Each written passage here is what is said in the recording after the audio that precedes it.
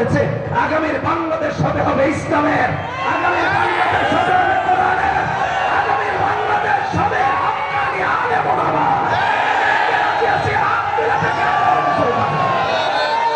পার হয়ে আস্তে আস্তে অবস্থা খারাপ, আসরের পর বের হয়ে এখন আসছে, এতক্ষণে তো পৃথিবীর আরেক মাথায় চলে যাবে। إن الحمد لله نحمده ونستعينه ونستغفره ونؤمن به ونتوكل عليه ونعوذ بالله من شرور أنفسنا ومن سيئات أعمالنا من يهده الله فلا مضل له ومن يضلله فلا هادي له ونشهد أن لا إله إلا الله وحده لا شريك له ونشهد أن سيدنا ونبينا ومولانا محمدا عبده ورسوله أما بعد فقد قال الله تعالى في كلامه المجيد وفي فرقانه الحميد أعوذ بالله من الشيطان الرجيم بسم الله الرحمن الرحيم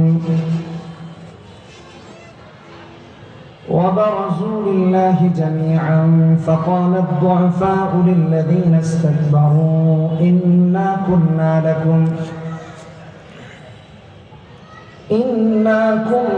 لكم تبعا فهل أنتم مغنون عنا من عذاب الله من شيء قالوا لو هدانا فرشترى برنسان ما لنا من محيص কিয়ামতের দিন অপরাধীরা বলবে আজকে পালাবার সুযোগ নাই, দুনিয়াতে আছে দেখে পালাইছে কিন্তু কই পালাবো না, আর সেদিন সুযোগও থাকবে না, পালাইতে চাইলেও যাবে পারবে, ভালো করে বুঝাই।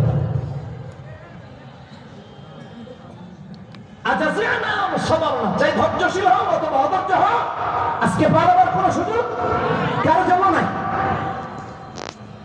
এখন তো কই পালাবো না, কয়ে পালা আছে, আর সেদিন যদি কই পালাবো তাও পালানোর কথা বলেন না কেন, পালানোর সুযোগ আছে। আল্লাহ যারা ধরে তারা ছাড়াবার কারো কোনো সুযোগ, এটা মাথায় রেখে আল্লাহ আমাদেরকে হেদায়েত দেন। মৃত্যু হলো তার এই জন্য ওই যে ৭৭ নম্বর আয়াত সূরা নিসা, আল্লাহ বলেছেন আইনামা তাকুনু ইউদরিকুমুল মাউত ওয়ালাউ কুনতুম ফি বুরুজিন মুশাইয়াদা। সুদৃঢ় যদি কোনো প্রাসাদে গিয়ে আত্মরক্ষা চায়, ওখান থেকে বাঁচার কোনো সুযোগ নাই, মালাকুল মউত তার কাছে নিজ দায়িত্বে গিয়ে মোলাকাত করবে। কি বলেন ঠিক আছে? ইলন মাস্ক শুনেছি এখন স্টেশন বানিয়েছে, রকেট এসে দাঁড়ানোর জন্য চাঁদ ঘুরে, পৃথিবীবাসী চাঁদে যাওয়ার স্বপ্ন দেখতেছে কিছুদিন আগে। এটা তথ্য প্রযুক্তির লেটেস্ট আবিষ্কার ইলন মাস্ক, হ্যাঁ এটা তৈরি করেছে। এখন অনেকে চাঁদে যাওয়ার স্বপ্ন দেখতেছে যে চাঁদে যাবে, মঙ্গলে যাবে, অমুক গ্রহে যাবে, চিন্তা করতেছে হুজুর ওইখানে গেলে তো আর মালাকুল মউত যেতে পারবে না। যারা বলে ওইখানে গেলে মালাকুল মউত যেতে পারবে না, একটু গিয়া দেখো না মালাকুল মউতের সাথে চ্যালেঞ্জ করা, তোমরা তো অক্সিজেন কত কিছু লাগাইয়াই এমনি যাও, একটু লিক হইলে তো মালাকুল মউত আসার আগেই অবস্থা খারাপ হয়ে যায়। কি বলেন ঠিক কিনা? তাহলে সেদিন পালাবার কোন সুযোগ, সবাই আমার সামনে একত্রিত হবে, ভয়াবহতা দেখা দিবে চাকরি। আল্লাহু আকবার, কেমন ভয়াবহতা! দৌড়াতে দৌড়াতে সবাই আদম আলাইহিস সালামের কাছে যাবে। মুসলিম শরীফের হাদিস ৫০৩ নম্বর হাদিস। আদম আলাইহিস সালামের কাছে গিয়ে বলবে, হ্যাঁ আদম, আপনি আমাদের পিতা, আল্লাহর কাছে সুপারিশ করেন তিনি যেন জান্নাতের দরজাটা খুলে দেন। সুবহানাল্লাহ। মুসলিম শরীফের হাদিস ৫০৩ নম্বর হাদিস।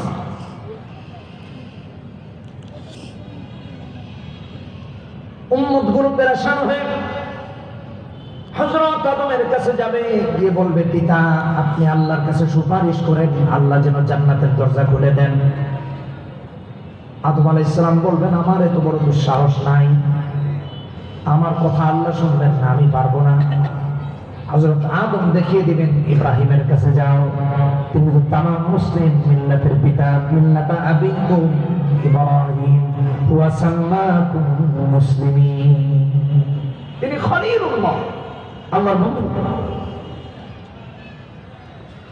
হযরত আদমের কাছে হতাশাগ্রস্ত হয়ে উম্মত দৌড়ে দৌড়ে ইব্রাহিম আলাইহিস সালামের কাছে গিয়ে হাজির হয়ে যাবে। ইব্রাহিম আলাইহিস সালামকে বলবে আপনি তো আমাদের পিতা, আল্লাহর কাছে সুপারিশ করেন তিনি যেন জান্নাতের দরজাটা খুলে দেন। হযরত ইব্রাহিম বলবেন আমার সাহস নাই, আল্লাহকে আমি বলতে পারবো না, আমার সুপারিশ আল্লাহ আজকে শুনবেন না। এক কাজ করো, তোমরা মুসা কালিমুল্লাহর কাছে যাও, তিনি আল্লাহর সাথে দুনিয়াতে থাকতে কথা বলতেন। হযরত মুসা যদি আল্লাহকে বলেন নিশ্চিতভাবে আল্লাহ জান্নাতের দরজা খুলে দিবেন। সবাই পেরেশান হয়ে আশাহত হয়ে হযরত মুসা কালিমুল্লাহর কাছে গিয়ে হাজির হয়ে যাবেন। মুসা কালিমুল্লাহ বলবেন আমার দ্বারা সম্ভব না, এক কাজ করো তোমরা ঈসা আল্লাহর কাছে যাও, হযরত ঈসা যদি আল্লাহকে বলেন হতে পারে আল্লাহ জান্নাতের দরজা খুলে দিবেন। সবাই মিলে হযরত ঈসার কাছে যাবে। হযরত ঈসা যখন অবহেলা প্রকাশ করবেন, হযরত ঈসা বলে দিবেন একমাত্র জান্নাতের দরজা আমার আল্লাহ খুলবেন মুহাম্মদুর রাসূলুল্লাহ সুপারিশের জন্য। সবাই মিলে মুহাম্মদুর রাসূলুল্লাহ সাল্লাল্লাহু আলাইহি ওয়াসাল্লামের কাছে যাবে। উম্মতের জন্য নবীজি যখন আল্লাহর কাছে শাফাআত করবেন, সুপারিশ করবেন, আমার আল্লাহ কবুল করে জান্নাতের দরজা খুলে দিবেন। আল্লাহ ওই কথা বলছেন, বিচার জগতে। فقال الضعفاء للذين استكبروا إنا كنا لكم تبعا। অধীনস্থরা নেতাদের নেতৃবৃন্দকে দোষারোপ করে যে আল্লাহ আমি কিচ্ছু জানি না, সভাপতি সাহেব জানে, সভাপতি বলবে আমি কিচ্ছু জানি না, লিডার জানে, লিডার তোমার কি অবস্থা করো, স্বরাষ্ট্রমন্ত্রী জানে, 3 বাহিনী 4 বাহিনীর না দেখতো না। আলেমদের গায়ে হাত তুলছো কেন? কথা বুঝেন না, মুখে জানে, দেখেন না দুনিয়াতে হয়। এই দেশের স্বাধীনতার যারা ভূমিকা পালন করেছেন, তাদের সন্তানরা, তাদের নাতিপুতিরা যদি হেনস্থার শিকার হয়, তাদের পক্ষে কিছু লোক দাঁড়ায় না। ভালো করে বুঝেন, এটা মাথায় রেখেন। মুফতি আমিন রহমতুল্লাহ আলাইহি জীবদ্দশা শেষ বুখারীর খতমে খুব সুন্দর করে বলছিলেন।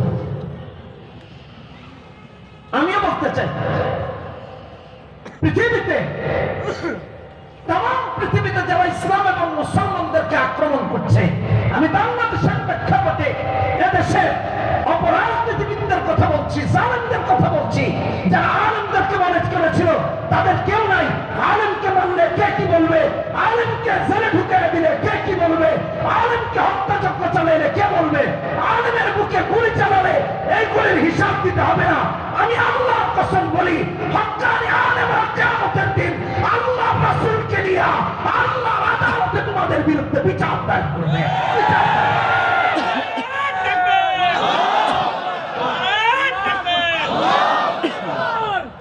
ইন্না কুন্না লাকুম তাবা। কারণ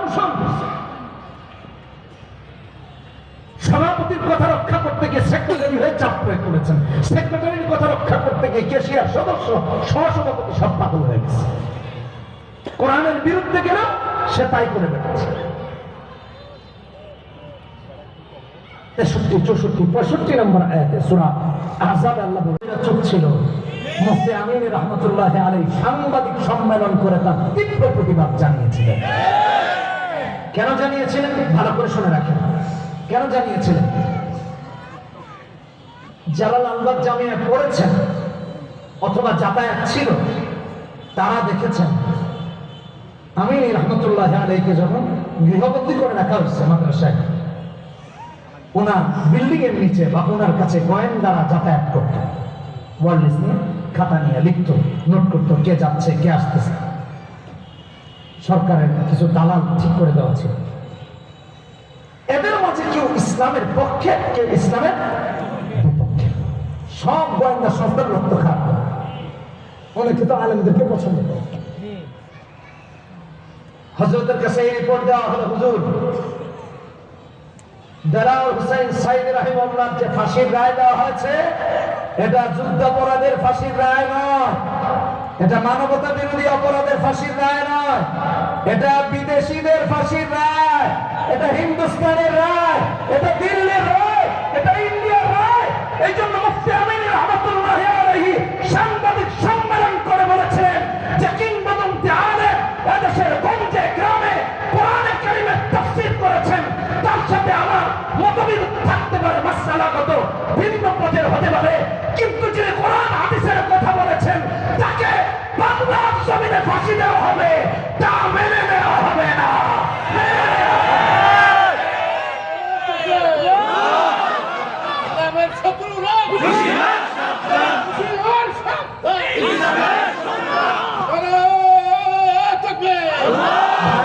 ভালো করে শুনেন, সেদিন মুফতি আমিন রহমতুল্লাহি আলাইহি এই সাংবাদিক সম্মেলন দেখে অনেকে মুফতি আমিন রহমতুল্লাহি আলাইহিকে নিয়ে গান বন্ধ করেছিল। আমি তাদের উদ্দেশ্যে বিগত 12টা বছর রেখে দিলাম, 12 থেকে 24। মুফতি আমিন রহমতুল্লাহ আলাইহিকে যে ইনফরমেশন দেওয়া হয়েছিল 12 থেকে 24 পর্যন্ত কি হতে যাচ্ছে, মানে সামনের দিনগুলো, মুফতি আমিন রহমতুল্লাহ আলাইহি ওই অবস্থার সামনে রেখে একজন আলেমের ফাঁসির তীব্র প্রতিবাদ জানিয়েছিলেন।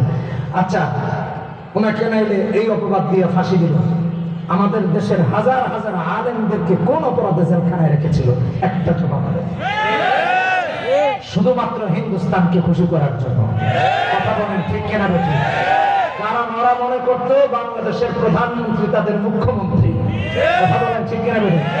16 ডিসেম্বর বিজয় দিবসে ভারতের প্রধানমন্ত্রীর স্ট্যাটাসে তাই বোঝা যায় তিনি বাংলাদেশের বিজয়কে ভারতের বিজয় বলে উল্লেখ করেছেন। কত বড় আহাম্মক চিন্তা করে দেখেন। এই ব্যক্তি সম্পর্কে আর কি বলবো? হয়তো তার মাথা ঠিক নাই, নয়তো বা তার সোনার হাঁস যেটা সোনার দিন দেয় সেটা নষ্ট হয়ে গেছে। তার একটা কথা বলেন ঠিক কিনা? এছাড়া তো কিছু না। তার এই বক্তব্যে আমাদের দেশের সার্বভৌমত্ব প্রশ্নবিদ্ধ হয়, আমাদের স্বাধীনতা প্রশ্নবিদ্ধ হয়, আমাদের বিজয় প্রশ্নবিদ্ধ হয়, আমাদের মুক্তিযুদ্ধের ইতিহাস প্রশ্নবিদ্ধ হয়, আমাদের মানচিত্র প্রশ্নবিদ্ধ হয়, আমাদের পতাকা প্রশ্নবিদ্ধ হয়, আমাদের জাতীয় সঙ্গীত প্রশ্নবিদ্ধ হয়। কোথায়? কেউ কথা বলে নাই।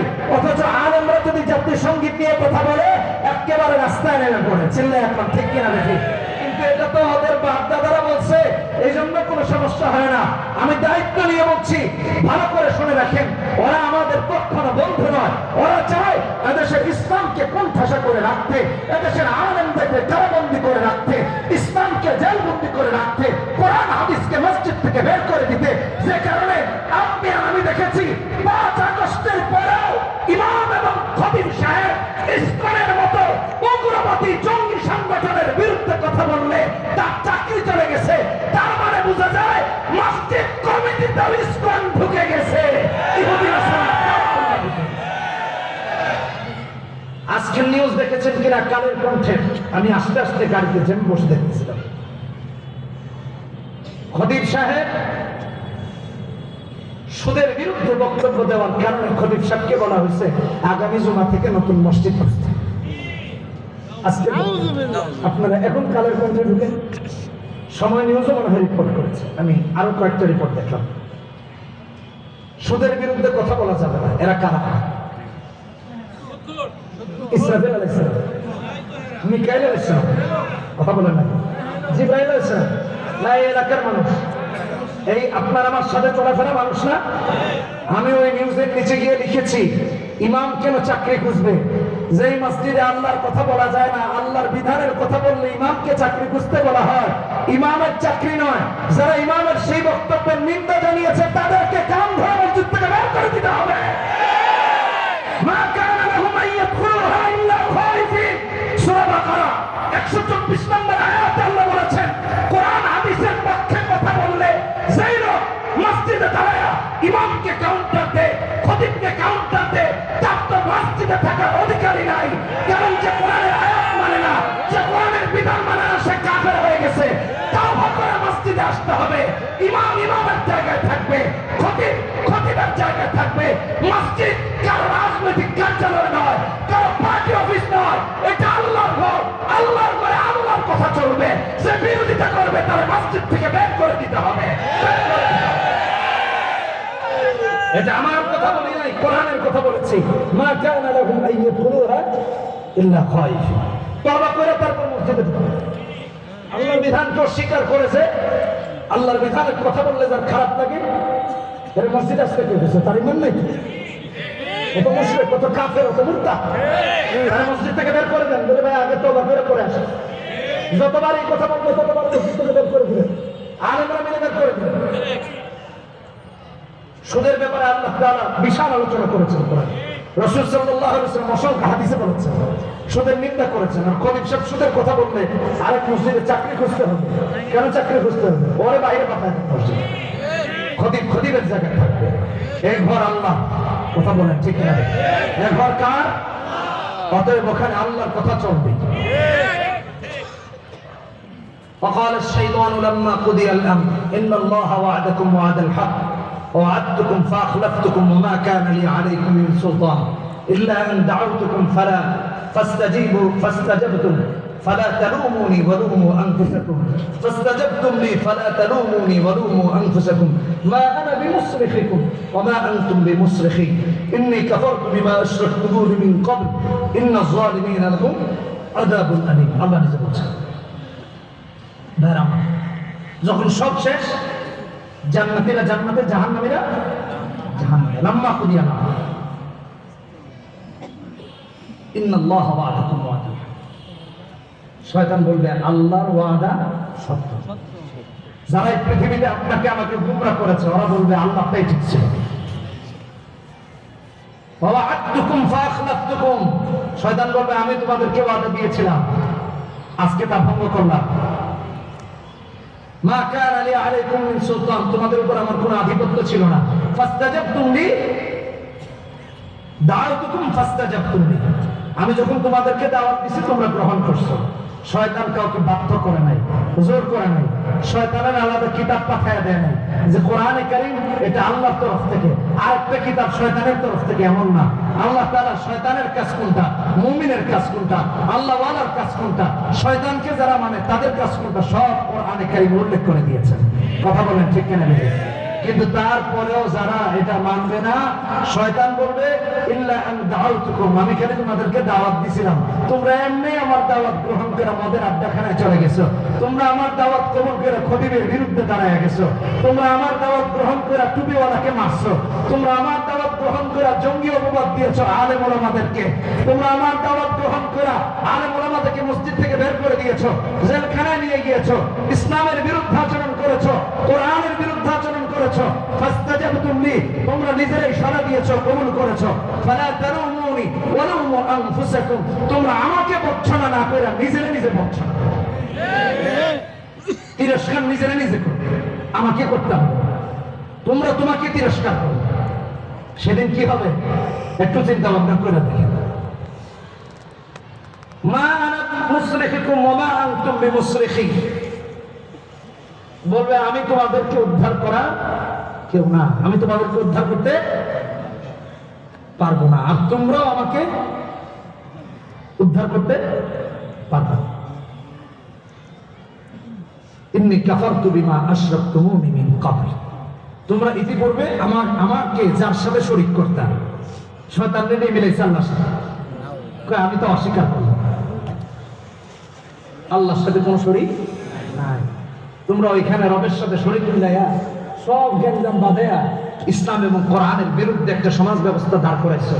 ভাইয়ের আমার, আমি একটু গভীর থেকে একটু আপনাদেরকে কথাটা শোনাই। আমাদের রাষ্ট্রে এতদিন এগুলো হয়েছে, স্বাধীনতার 53 বছরে এই রাষ্ট্রের উপর অমুসলিমদের নীতি চাপিয়ে দেওয়া হয়েছে, কোরআন বিরোধী নীতি চাপিয়ে দেওয়া হয়েছে, ইসলাম বিরোধী নীতি চাপিয়ে দেওয়া হয়েছে। আপনারা 5 আগস্টের পরে বহু নিউজ পোর্টাল ছাপিয়েছে যে কাশ্মীরের মতো এদেশের মুসলমানদের টুটি চেপে ধরার পরিকল্পনা ছিল ওদের। কিন্তু এই কথা আমি আজকে না, আরো 5-7 বছর আগে বলেছি যে ইন্ডিয়া চায় কাশ্মীরের মতো আমাদেরকে নিয়ন্ত্রণ করতে, ওরা কাশ্মীরকে যেভাবে নিয়ন্ত্রণ করে রেখেছে আমাদেরকে নিয়ন্ত্রণ করতে চায়। এই জন্য ওরা আমাদেরকে হুমকি দেয় যে তোমরা তো আমাদের পেটের ভেতরে আসো, যে কোনো মুহূর্তে গিলে ফেলবো। আমি বলি এত সহজ নয়, তোমরা আমাদের চারদিকে থেকে আমাদেরকে হুমকি দাও। বোকা, তুমি এটাও চিন্তা করো, তোমার এক পাশে চীন, এক পাশে পাকিস্তান, আর এক পাশে বাংলাদেশ, মাঝখানে সেভেন সিস্টার, মাঝখানে কাশ্মীর।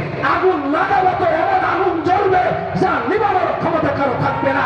শুধু তাই না, ওরা আমাদেরকে বলে আমাদের এতগুলো যুদ্ধ বিমান আছে, ওরা আমাদেরকে বলে আমাদের এই অস্ত্র শস্ত্র আছে, ওরা আমাদেরকে বলে আমাদের এতজন সৈন্যবাহিনী আছে, এত লক্ষ সৈন্যবাহিনী আছে। আমি চ্যালেঞ্জ করে বলছি, আল্লাহর নামে কসম করে বলছি, তোমাদের 20 কোটি সৈন্য নাই, 10 কোটি সৈন্য নাই, 5 কোটি সৈন্য নাই। এদেশের 20 কোটি মানুষ যদি হয় তাহলে 90 ভাগ মানুষ মুসলমান। 20 কোটির 90 ভাগ এক একজন মুজাহিদ, তারা যদি নেমে যায়,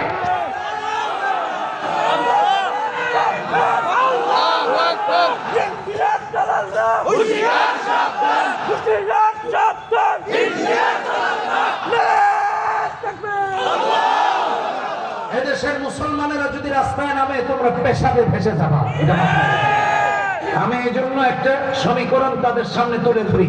চায়নার 3000-এর বেশি সীমান্তকে পাহারা দেওয়ার জন্য এক গ্রুপ রেখে দিয়েছে ওখানে, পাকিস্তানের জন্য আরেক গ্রুপ রেখে দিয়েছে, কাশ্মীরের জন্য আরেক গ্রুপ রেখে আমাদের বাংলাদেশিদের পিছনে ইউটিউবার লাগাইছে। কিছু মলম বিক্রেতা কথা বলতে পারে, ওদেরকে লাগিয়ে দিয়েছে কথা বলতে। আর ওরা বলছে এই তো বাংলাদেশ নিয়ে নিলাম, এই তো নিয়ে নিলাম। আমাদের বিবাড়িয়ার ভাইরা এটা আর বল্লম দিয়ে বলছে আসো তোমাদেরকে দিয়ে দিচ্ছি। কথা বলে ঠিক লাগে।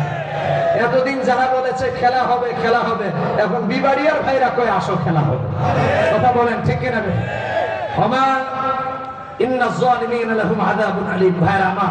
জালেমদের জন্য কঠিন শাস্তি কে রেখে দিয়েছেন? যন্ত্রণাদায়ক শাস্তি রেখেছেন কে? আল্লাহ। অতএব যারা আল্লাহর বিরুদ্ধে আপনাকে আমাকে দাঁড় করায়, কোরআনের বিরুদ্ধে দাঁড় করায়, ইসলামের বিরুদ্ধে দাঁড় করায়, এদের ঈমান নাই, এদের আল্লাহর সাথে ন্যূনতম কোনো সম্পর্ক নাই।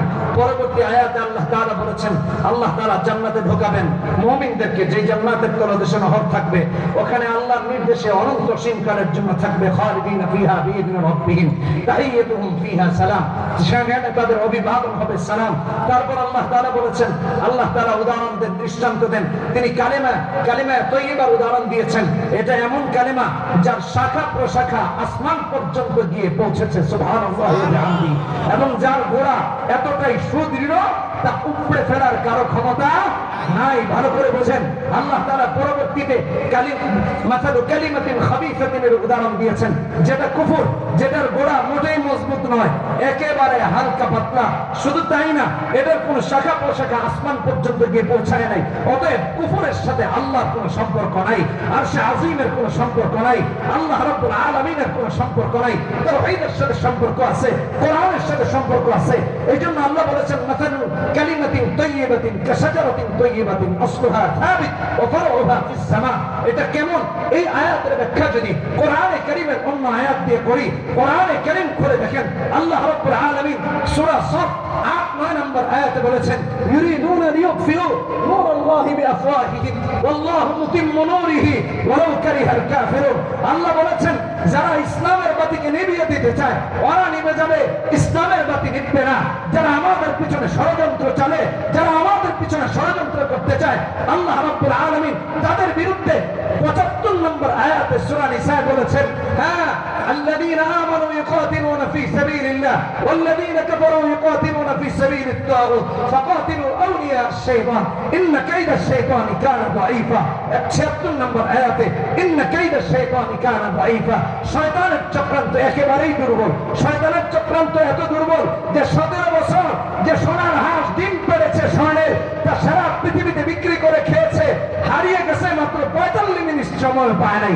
17 বছরের শাসক, এত বড় ধারক শাসক 45 মিনিট সময় পায় নাই।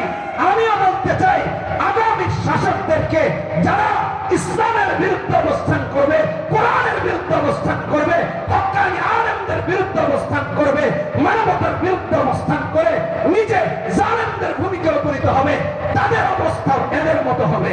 কথা বলেন ঠিক কিনা ঠিক? তাই না আমার ভাইরা? আমি আপনাদের কাছে উদাত্ত আহ্বান করছি, আমরা স্বাধীনতার 53 বছরে দেখেছি এদেশে যারাই যখন 5 বছরের জন্য, 10 বছরের জন্য, 17 বছরের জন্য ক্ষমতা নিয়েছে, ইসলামকে চাপে রেখেছে, আলেমদেরকে চাপে রেখেছে, জঙ্গিবাদের নাটক সাজিয়েছে, কোরআনের বিরোধিতা করেছে, হক্কানি আলেম ওলামাদেরকে জেলখানায় নিয়েছে। আর এই ভুল করা যাবে না। যা হয়েছে হয়েছে। আগামীর বাংলাদেশ হবে হবে ইসলামের, আগামীর বাংলাদেশ হবে হবে কোরআনের, আগামীর বাংলাদেশ হবে হক্কানি আলেম ওলামা।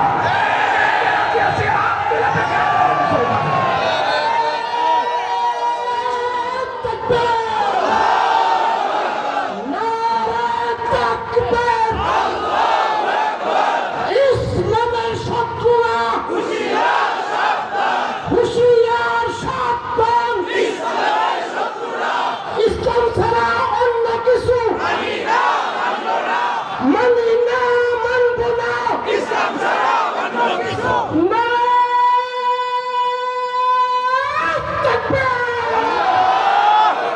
আমার ভাইরা, আমাদের শুরু এবং শেষ ঈমান। কথা বলেন ঠিক কিনা বেঠি? ঈমানের সাথে কোনো আপোষ চলবে না। ঈমানের সাথে যদি দলের সংঘর্ষ হয়, দলবাদ। ঈমানের সাথে যদি বাবা মার সমস্যা হয়, বাবা মাকে আলাদা রেখে দিতে হবে। ঈমানের সাথে যদি সমস্যা হয়, দলের, সমাজের, নেতা, নেতৃত্বের, রাজনীতির ওই সমস্ত জিনিসকে ডাস্টবিনে ফেলে দিয়া ঈমানকে বুকে ধারণ করে কিয়ামতের দিন রবের সামনে দাঁড়াতে হবে। আল্লাহ রাব্বুল আলামিন আপনাকে আমাকে ঈমানি মৃত্যু হাসিল করার তৌফিক দান করুন। কালেমাকে মজবুতির সাথে আঁকড়ে ধরে জান্নাতের চূড়ান্ত ঠিকানায় পৌঁছার তৌফিক দান করুন। ওয়া আখিরু দাওয়ানা আলহামদুলিল্লাহি রাব্বিল আলামিন। কে কে রাজি আছি হাত তুলে আল্লাহকে দেখায় দিই, বলি হে আল্লাহ, ওয়াদা করছি যতদিন বেঁচে থাকবো কোরআন সুন্নাহ মেনে চলবো। হে আল্লাহ, আমাদের এই ওয়াদা মৃত্যু পর্যন্ত বাস্তবায়ন করার তৌফিক দান করুন। জোরে বলে আমিন, জোরে বলে আমিন। হাত নামাই পড়ে আস্তাগফিরুল্লাহ, ইন্নাল্লাহা গফুরুর রহিম। লা ইলাহা ইল্লাল্লাহু মুহাম্মাদুর রাসূলুল্লাহ। সুবহানাল্লাহি ওয়া বিহামদিহি, সুবহানাল্লাহিল আযীম। সুবহানাকাল্লাহুম্মা ওয়া বিহামদিকা, আশহাদু আল লা ইলাহা ইল্লা আনতা, আস্তাগফিরুকা ওয়া আতুবু ইলাইক। আমি অসুস্থতার মাঝেও দীর্ঘ সময় কথা বলার চেষ্টা করেছি সর্বস্ব দিয়া। ইনশাআল্লাহ আপনাকেও ধন্যবাদ। আমাদের এই সাহেবের আবদার, বলছেন না আসলে উনি কষ্ট পাবেন, আপনাদের কাছে ছোট হয়ে যাবেন। এর মাঝে আমি নিজে চালাই আসছি, তার মাঝে আসরের পরে রওনা করে এই পর্যন্ত এইখানে যানজটে বসা। তা আল্লাহ তাআলা আমাকে হেফাজত করুন, এই মাহফিলকে কবুল করুন, আপনাদের সবাইকে কবুল করুন, এই মাহফিলের সাথে কিয়ামত পর্যন্ত থাকার তৌফিক দান করুন। আসসালামু আলাইকুম ওয়া রাহমাতুল্লাহি ওয়া বারাকাতুহু।